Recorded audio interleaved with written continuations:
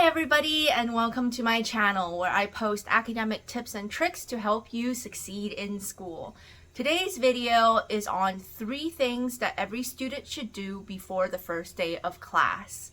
Now this is especially important if you are starting at a brand new school, but even if you have been at your school for a couple of years already, these tips will still help you decrease first day stress.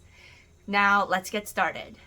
Number 1, have an offline copy of essential documents. That could mean taking a screenshot of a web page, taking a photo of something, or printing it out on paper. But you basically want to have access to these documents even if Wi-Fi is down, you're out of data, and your phone dies. I'm not talking about course syllabi here, even though I do recommend you print these out as well. But these are the 2 documents that will make sure you get to your classes on time. Your schedule and a campus map. I like to physically print out a copy of my weekly class schedule with locations and times for a couple of reasons. The first reason is that even in university, there are profs that don't like it when you check your phone during class. So if you want to double check something on your schedule and you need to access your phone, that could get you in trouble. The second reason is that if I'm trying to find my way around campus, it's much easier to have my schedule in one hand and be looking at a campus map in the other hand instead of trying to flip between 2 apps over and over again.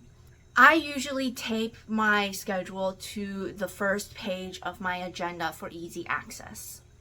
Now for the campus map, I prefer to have a digital copy on my phone.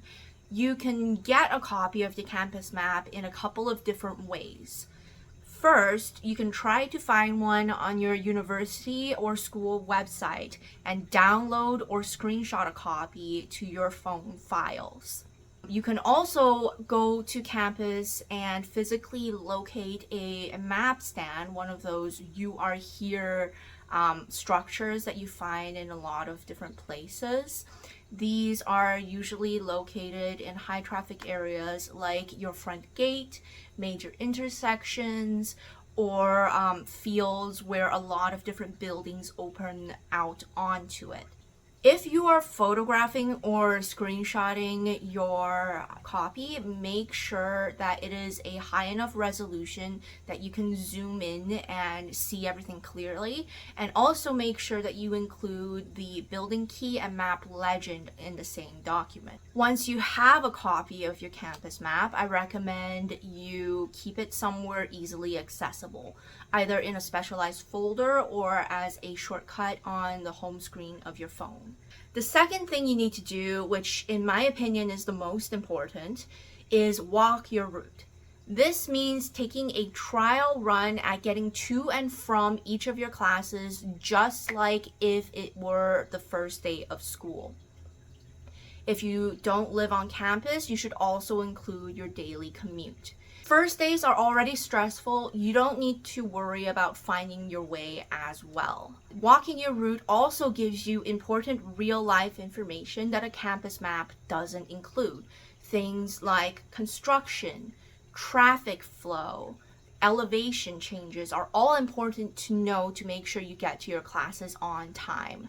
For example, on this map of McGill University, getting from Leacock Building to Stort Biology Building looks really simple. You just walk in a straight line.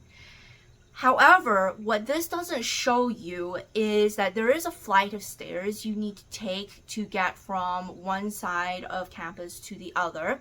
And also on the straightaway here, there is a not insignificant elevation change, which in the Canadian winter, if there's things like sleet or ice on the ground, can get really tricky. So by walking this route and getting this information ahead of time, you know that if you only have 10 minutes to get from one building to the other, you need to be leaving your class right as the class ends. Walking your route also alerts you to buildings like this one, which has 4 different towers. If my class is on the third floor of Tower A and I entered at Tower D and it's the first day of class and I'm in a rush, I would be in a panic. By taking a trial run, you can locate the stairways and hallways that you need to take in order to get to your class in an efficient manner. Walking your route beforehand can also alert you to shortcuts and underground tunnels that can save you from being outside in bad weather and shave precious minutes off your travels. Sometimes, instead of walking around a building outside, it's much easier to just cut straight through. And of the 2 universities I have attended in Canada, underground tunnels are an honest lifesaver, and in my opinion, not enough people know about them on the first year. Lastly, this is a really good opportunity for you to scope out what's around your classes. Things like microwaves, places to charge your electronics, nice areas to hang out in and maybe do some studying before or after your class, places to get something to eat if you're hungry, and bathrooms.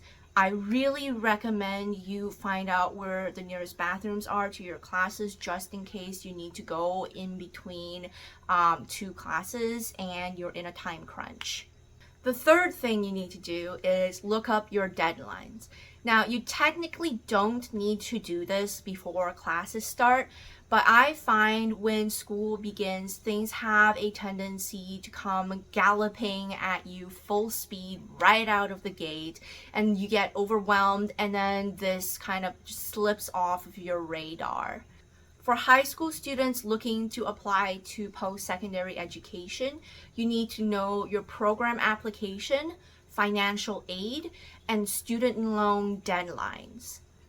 After the application period has ended, you need to know the date that you need to accept your acceptances by, and also if you want to move into a residence, you need to know when to apply to that. But these 2 dates can usually wait until after the new year, at least in Ontario. For university students, you need to know your registration and withdrawal deadlines, as well as deadlines for applying to programs with additional requirements, deadlines for submitting exam accommodation requests, and deadlines for applying to graduate if you're a senior. All of these dates can be found on your university website, as shown here. However, I want to talk a little bit more about the withdrawal deadline. There are usually 2 of them. The first one lets you withdraw from your courses with refund, and the second one lets you withdraw without refund. This is a super important distinction to make, and you should always know what your withdraw with refund date is. Even if you're confident that you won't need to drop any courses, I still highly recommend that you know these dates. University moves at a very different pace from high school, especially if you're living away from home for the first time and you're suddenly hit with chores that were never on your radar. There is absolutely no shame in dropping down to a manageable course load so that you can do your best. My first year in my English program, I chose to enroll in a full course load of 5 courses per semester. While my grades were great, I felt really overwhelmed by the workload, and that's why I chose to drop down to 4 courses per semester for the rest of my degree. That choice helped me move through university in a much healthier way, and ultimately I enjoyed it more and got more out of it. Also, life is really unpredictable, and you never know when something might happen that could affect your ability to study or even attend school. In that case, it really helps to know what your options are beforehand. So that's my list of 3 things every student should do before the first day of class. The start of something new is always stressful, whether that is a new school or a new school year. Like with everything else, preparation is the key to success. And by doing these 3 simple things, you can reduce your first day jitters and put your best foot forward. So what did you think? Do you have any routines that help you prepare for school? Let me know in the comment section below, and be sure to drop a like and hit the subscribe button for more academic tips and tricks. Check back next week for a brand new video, and until then, remember to be kind to everybody, especially yourself. Bye!